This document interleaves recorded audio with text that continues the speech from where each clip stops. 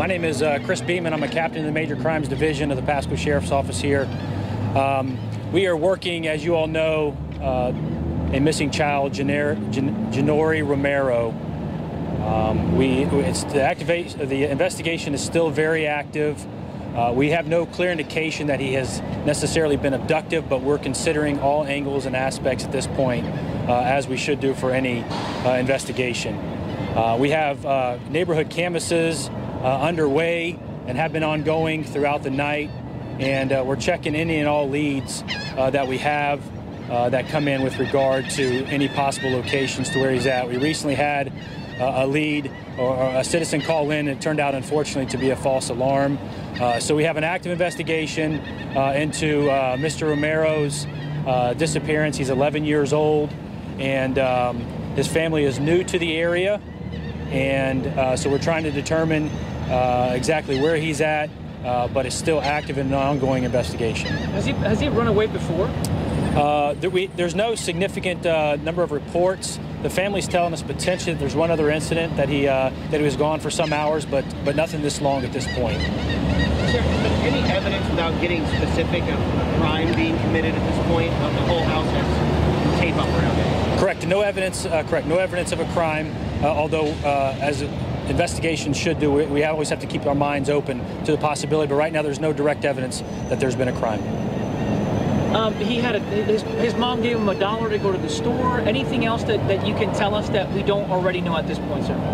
No, ultimately, that's obviously correct information, and that he was given some money to go to the store, but we don't, at this point, don't know that he ever made it to the store.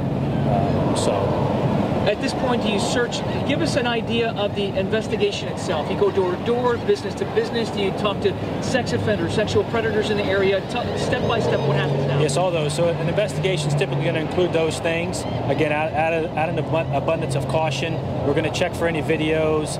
We're going to canvass the neighborhoods. We're going to do reverse 911s to see if anybody can give us any leads. Maybe they saw him at some point. So those are obviously things. Check with sexual offenders or predators in the area to see if they have seen him and they know anything along those lines. Tell us what activates the MAC unit. Ultimately, there's criteria based on the welfare of the child, the age of the child. Obviously, if there's a clear sign of abduction, which there's not in this case, that would be an instance. So whenever we have a child this young who has disappeared, 11 years old is too young for our comfort, in the sense that we want to find him and he doesn't need to be out alone in the street. So those are the types of things that we would activate our MAC team for. Sir, does he have any, history of running away? Is this anything, why is this such a big concern to you guys right now? So it's a big concern because we have an 11-year-old who's not with his parents at this point, or his mother, and he's been gone all night. And so, like probably any mother or father would be, we too are concerned for an 11-year-old who is out and not in the home, particularly gone all night. What store was he sent to, and how far is it from his house? So he wasn't sent to any store. It's maybe a half a mile away. The search area recently expanded. Was there information that led to that expansion of the area, or was that just a function of we haven't found him here, so we need to go wider? So I don't know that the search area is expanded. I don't believe the search area is expanded at this point. Captain, can you talk to us about the search in general? I'm sure you contacted the school district. The school is informed already as well? Yes. Yeah, we have school resource officers that deal with children, particularly in this instance, Mr. Romero. We've been in touch with his school resource officer, and we're going to be talking to his schoolmates, people he rides the bus with, things of that nature. I know it's early, but have you been in contact with any businesses around the area for surveillance video? Yes, ma'am, we have. Have you seen anything on that video? As of now, no, ma'am. And we're still in the process of combing the businesses in the area for those for any video surveillance.